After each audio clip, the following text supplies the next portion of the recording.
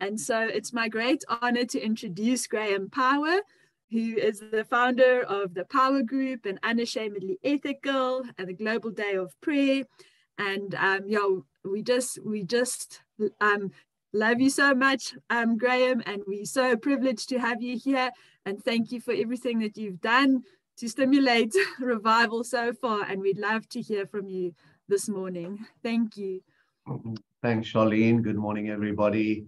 I think many of you know that Michael was the person that spoke at a gathering in 1998 down at the Lord Charles Hotel in Somerset West. I went along to that gathering as an unsaved 43-year-old, and I was challenged big time that day. And that was the start of my Christian walk. And Michael, of course, asked the question that day, if you die tomorrow, do you know where you will be going? And I want to say, Michael, you as a spiritual father have played such a role in my life. So thank you very much to you and Carol and Africa Enterprise for the amazing work across Africa. And I think many of us are aware that Africa Enterprise in a few days' time, in a few weeks' time, will be celebrating their 60th birthday in Africa. And so Michael only looks like 60, but he has actually had his ministry running for 60 years, and Tiens and Charlene and many others who have taken over that baton, in South Africa and of course across Africa. So Michael, thank you for that. So through that walk, 1998, having committed my life, 1999 doing the Alpha course, the year 2000, I happened to be in Spain this time of the year, the month of July, on holiday at a small apartment that I've got there, nice warm weather this time of the year. And 2 days before coming back home, I woke up the morning with what I say was not a vision, was not a dream, but it was an instruction. And that was to hire the Newland Stadium and gather together the Christians from all the different denominations to come together for a day of repentance and prayer. And I share that background because that really, I was a fresh, young, on fire Christian. People would ask questions like, what church are you a member of? Do you know that the biggest gathering in Cape Town has been 4,000 people? We can't just shift to 50,000 people overnight, and so forth. Anyway, it was an amazing time between that July of 2000 and March 2001, when we had that first gathering, which was the birth of the Global Day of Prayer. Michael, of course, was one of the speakers there. From there, it rolled out that the next year we had 9 gatherings in South Africa. The following year, 22 nations in Africa, the southern African nations were involved. And after the year 2004, we had all 56 nations and islands in Africa all involved, and 22 million people on the ground at these different gatherings praying. So behind me, you see this Africa sign with a cross over it. It's something that continues to remind me of that vision that God had given.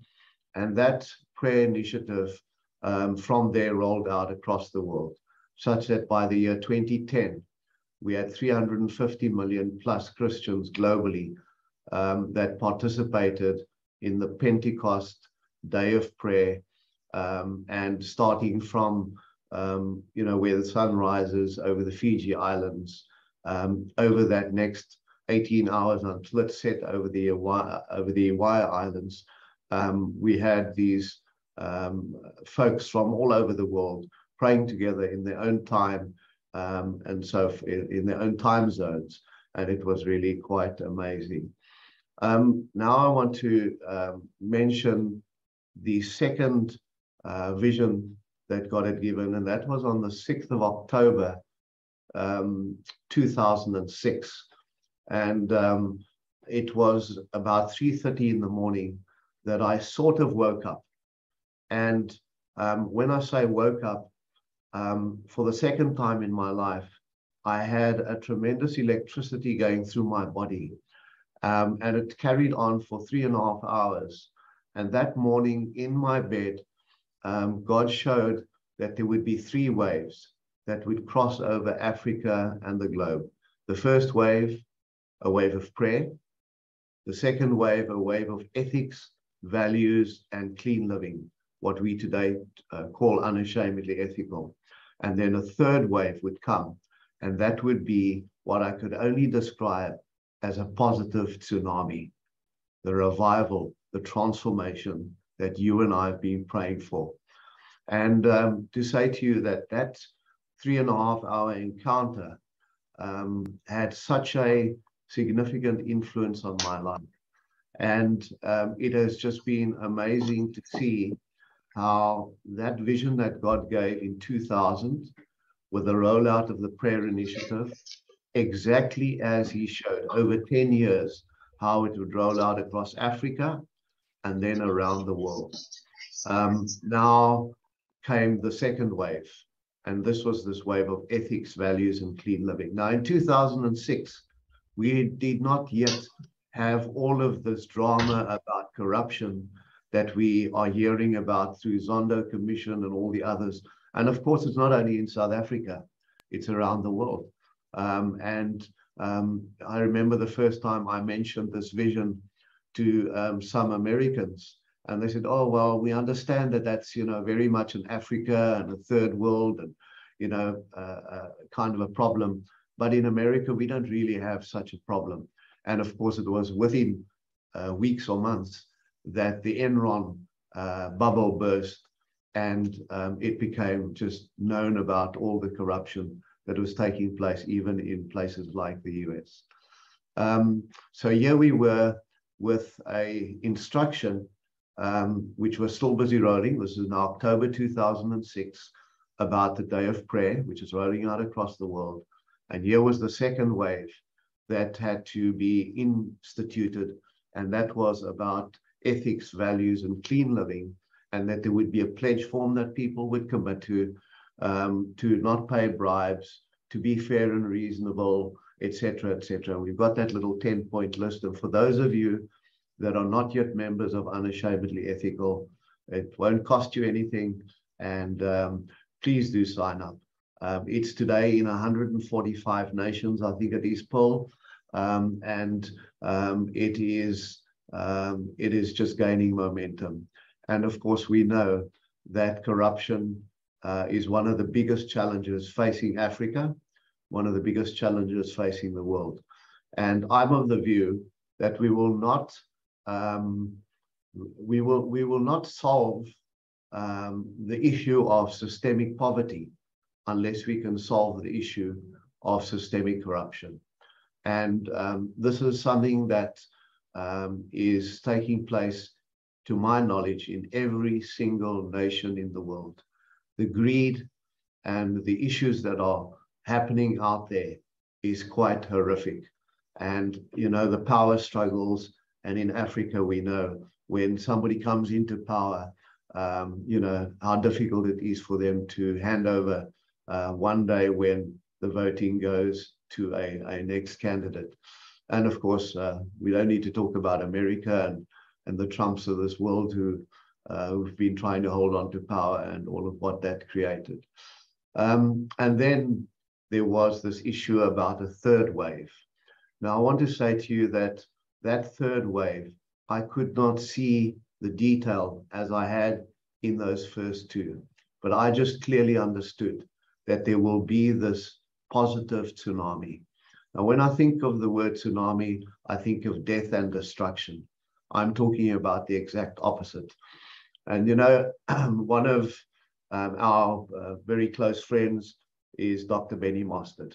And Benny, his whole life has revived around prayer, but actually leading to this key word of revival. And we haven't seen it. I certainly haven't seen it. I don't know if Michael has seen revival in any parts of the world. There have been little lights, little flickers here and there. But boy, we need it now. We need it now more than ever. We think of South Africa. We think of the many challenges that we face. And we think of the unemployment, more than 45%. I guess the official figure is probably closer to 60% when you add on all the foreign neighboring country people that are also in South Africa that are not measured on that census. And so I want to say to you that I'm of the view that we are on the brink of seeing that third wave start up somewhere. Now, when we think of what happened in the Paul Worcester area in the days of Andrew Murray, that was the last revival that I know of that had happened in our country.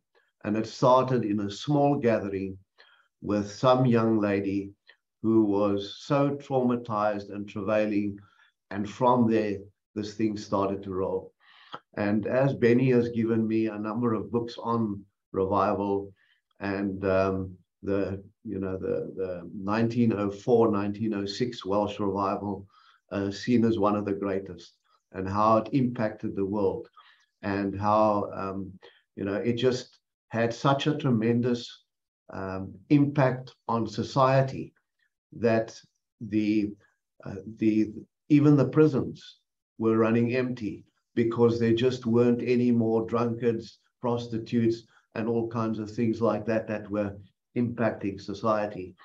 So from a point of view of where we are today, I'm really excited and expectant that we are going to see a transformational revival.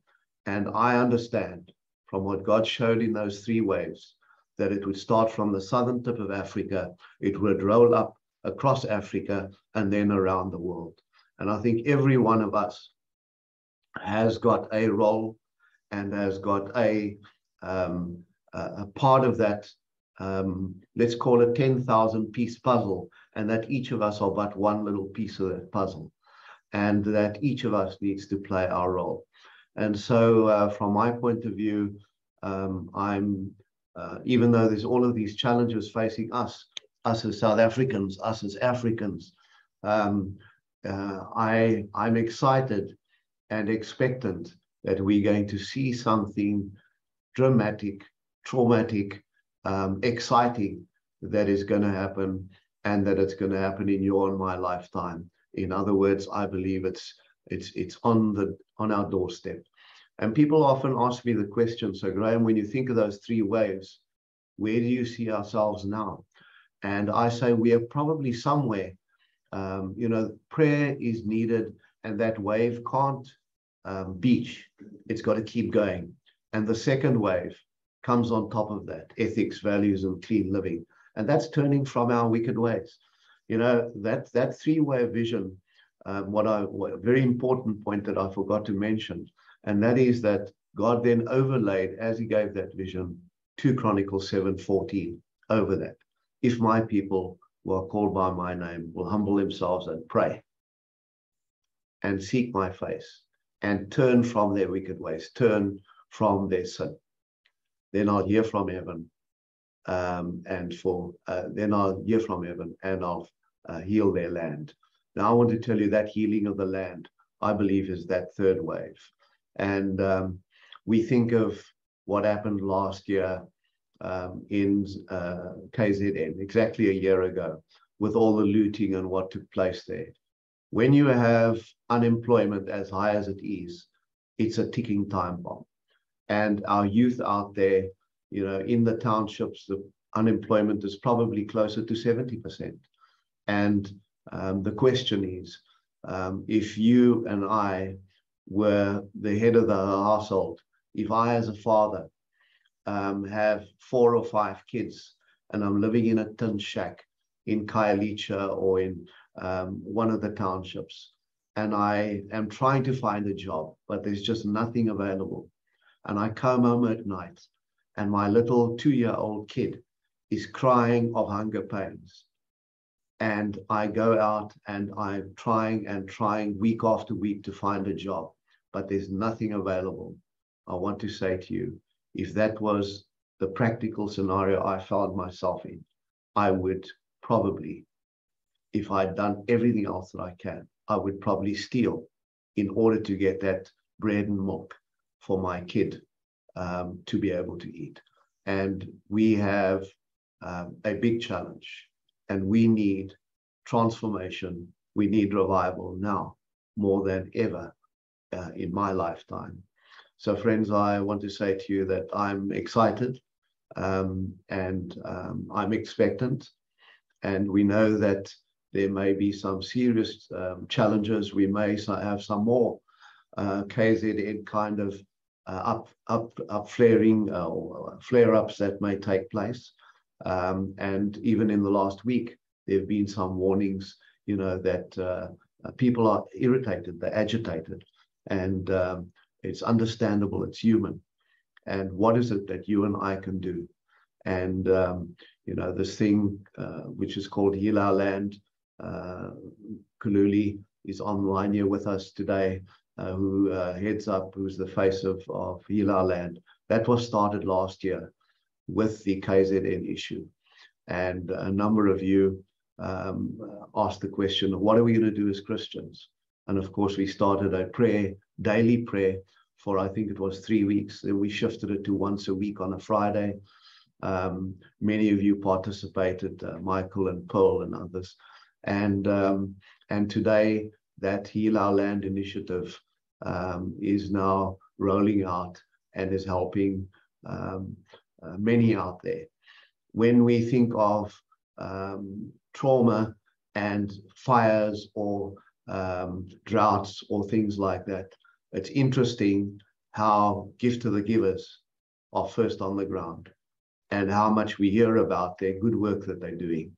Now, I've had a number of friends saying, what are we as Christians doing in order to, to be there in support? And that's what Heal Our Land is doing. And so, Charlene and Amanda, I really trust and pray that in our lifetimes, we're going to see this transformational revival, and that this word revival, I think each of us must have our own little picture in our mind as what does that really mean? What would it look like? Only God knows.